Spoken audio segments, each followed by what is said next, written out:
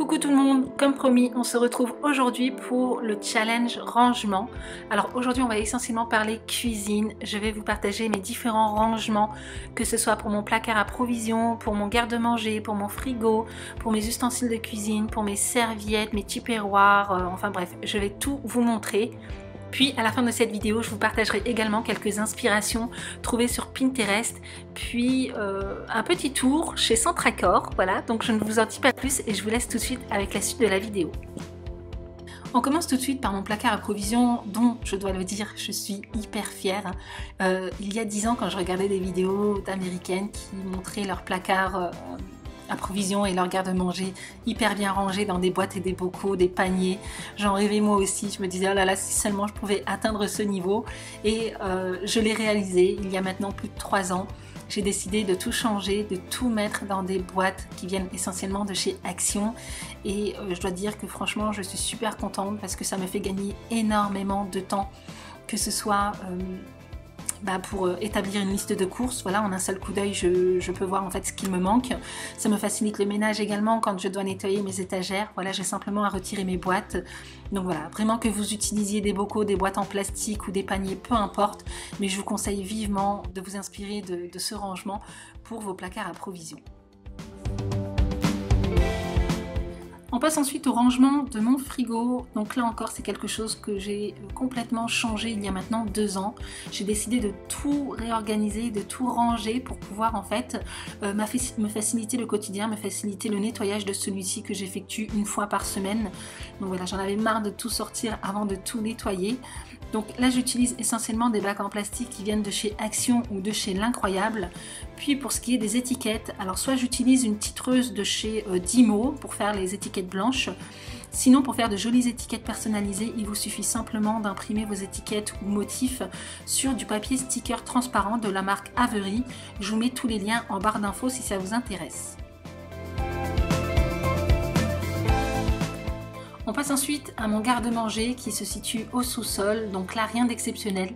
J'utilise simplement des paniers qui viennent de chez Action dans lesquels je catégorise et je range tous les aliments que je n'ai pas forcément besoin d'avoir sous la main. Dans ce meuble, je range également mon petit électroménager que je n'utilise pas forcément tout le temps et toute l'année, et également tous mes kits de pâtisserie. Voilà, j'ai simplement à prendre le panier, à le monter quand j'en ai besoin. On passe ensuite au rangement de toutes mes serviettes, essuie-mains, gants de cuisine ou tabliers. Donc moi c'est très simple, je range ça dans un tiroir sous mon four et j'utilise des séparateurs de tiroirs pour faire la différence entre chacun et éviter de chercher ou même de créer du bazar. Donc moi j'avais acheté mes séparateurs de tiroirs avec ma cuisine, mais si vous en recherchez, ils en vendent également chez Ikea. On passe ensuite aux produits ménagers, donc pour moi rien de compliqué, tout est rangé sous mon évier.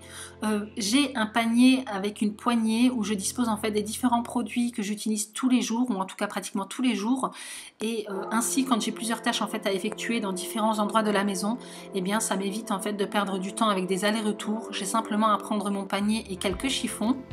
Et sinon pour tout le reste, eh bien je catégorise, je rassemble et je range, donc que ce soit pour les chiffons, les produits de la voiture ou des sacs poubelles. Donc j'ai tout rangé dans des bacs en plastique qui viennent essentiellement de chez Action, donc ce sont des boîtes qui sont normalement conçues pour les rangements frigo, mais bon peu importe, moi je les ai utilisées pour mes produits ménagers.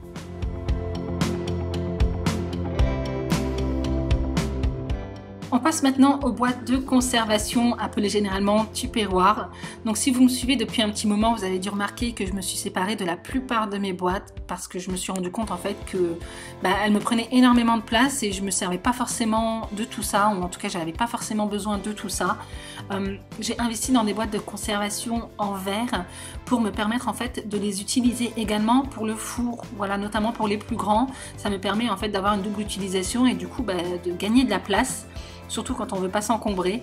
Donc voilà, on essaie de réfléchir à ce qu'un objet ait une double utilisation. Après, pour gagner de la place, moi je vous conseille d'investir dans des boîtes de conservation que l'on peut superposer, là comme vous le voyez sur les images. Ou alors, voilà, vous avez plusieurs possibilités, soit des séparateurs de tiroirs, des boîtes de rangement avec des poignées, des ranges documents. Vous pouvez trouver tout un tas d'idées sur Pinterest. On passe ensuite au rangement de la vaisselle, même si je pense que c'est pas ce qui pose le plus de problèmes dans une cuisine, mais bon, je vous partage quand même. Alors moi j'ai décidé de rassembler tout ce qui est verre et assiette dans un seul et grand tiroir, surtout pour que ce soit à niveau de mes enfants, voilà, pour qu'ils puissent gagner en autonomie lorsqu'il s'agit de mettre la table ou de se servir seuls lorsqu'ils ont besoin d'un verre. Sinon pour les rangements, ce sont des rangements qui viennent essentiellement de chez Ikea. Donc moi j'ai opté pour un range-assiette à la verticale parce que d'une je trouve que c'est plus joli et de deux ça permet d'attraper une assiette, qu'elle soit plate, creuse ou d'une certaine couleur sans forcément soulever une lourde pile d'assiettes. Si vous avez une petite cuisine, n'hésitez pas à exploiter toute la place, par exemple accrocher vos verres tête en bas pour vous permettre de ranger les assiettes juste en dessous. Voilà, je vous partage quelques idées de rangement que j'ai trouvé chez Centracor en fin de vidéo si ça vous intéresse. On passe ensuite au rangement des ustensiles de cuisine, donc tout ce qui est poêle, casserole, faitout, couvercle, planche à découper, passoire et ainsi de suite. Tout ce dont nous avons besoin au quotidien mais qui nous prend énormément de place. Donc moi personnellement j'ai décidé de tout ranger dans un seul et grand tiroir. J'utilise des séparateurs de cuisine pour me permettre en fait de ranger mes couvercles, mes planches à découper, mais aussi ma balance de cuisine et mes dessous de plat. Sinon pour les poêles j'utilise un range-poêle, voilà, que j'avais acheté chez l'Incroyable. Ça me permet en fait d'avoir accès à ma poêle sans forcément soulever toutes les autres. Donc voilà, j'aime beaucoup ce rangement. C'est un rangement que vous pouvez retrouver d'ailleurs partout ailleurs, hein, que ce soit sur Amazon, chez Jiffy, chez Ikea ou peu importe.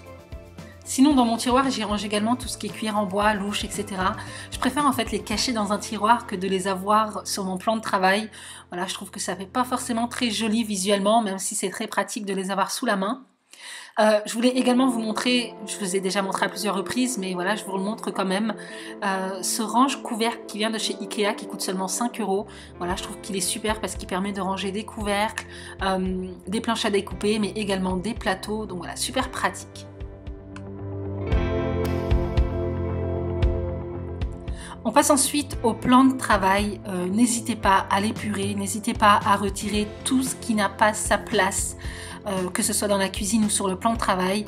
Retirez tout ce que vous utilisez occasionnellement, ce qui peut avoir une place ailleurs pour redonner en fait une fonction principale à votre plan de travail, c'est-à-dire cuisiner de bons petits plats. Si vous avez des objets qui n'ont pas encore de place prédéfinie, mettez-les dans un panier, on s'en occupera plus tard, mais on ne déplace pas les problèmes. C'est-à-dire qu'il vaut mieux vaut mieux tout rassembler à un endroit, puis ensuite réfléchir à ce qu'on va faire ensuite, ou en tout cas leur trouver une place qui leur sera attribuée, que de déplacer les problèmes et de ranger quelque chose qui n'a pas sa place ailleurs. Et bien voilà en ce qui concerne les différents rangements de ma cuisine. Je vous laisse maintenant avec quelques images tirées du site Pinterest où voilà, ça vous propose d'autres idées rangements. J'avais également été faire un tour chez Centracor, du coup j'en avais profité pour prendre en photo différentes astuces rangement cuisine, donc que vous retrouverez juste après ces images. Je vous mets également d'autres liens Amazon voilà, pour des rangements cuisine si ça vous intéresse, n'hésitez pas à aller voir en barre d'infos. Mais voilà, en tout cas j'espère sincèrement que cette vidéo vous motivera, vous aidera à ranger au mieux votre cuisine. Mais n'oubliez pas, un rangement efficace c'est un rangement qui est facile. Donc on rend accessibles les objets que l'on utilise quotidiennement et plus difficile les objets d'usage exceptionnel. Ainsi ça vous permettra en fait de faciliter le rangement et n'oubliez pas, le plus important c'est vraiment de se créer des routines journalières. Donc voilà, il faut vraiment avoir l'habitude de ranger un petit peu tous les jours, de créer des habitudes de rangement. C'est vraiment la clé de réussite pour avoir une maison propre et rangée.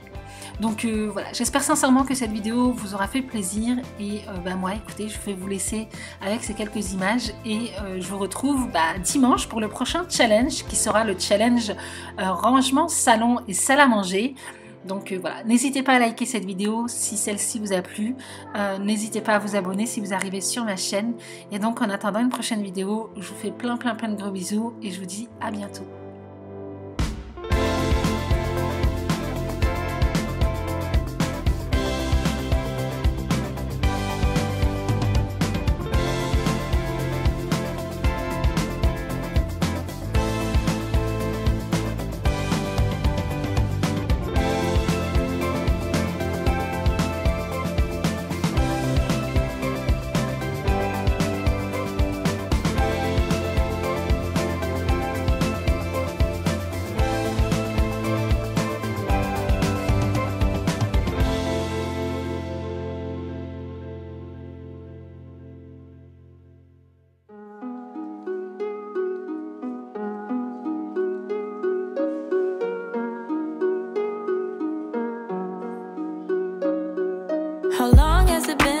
kissed you.